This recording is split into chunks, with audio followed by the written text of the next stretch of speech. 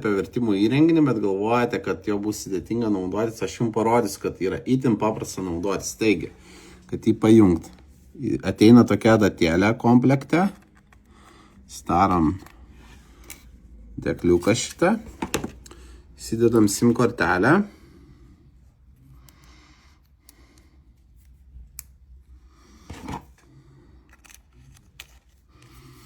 Spaudžiam mygtuką ir laikom, kol įsijungia. Jeigu jisai įsikrauna, yra laidas. Arba galite naudoti savo telefonų įkroviklį. C tipo laidas tinka, tai visi Samsungai, Androidai, iPhone'ai naujesni. Taigi, laukiam, kol užsikraus. Greit įsijungia.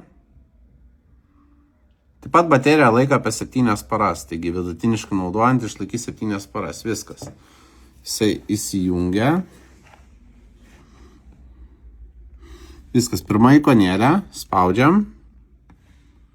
Iš lietuvių į anglų parinkta, bet galima pasirinkti 2 kalbas. Čia kairiai vieną kalbų porą pasirinkam, dešiniai kitą kalbų porą.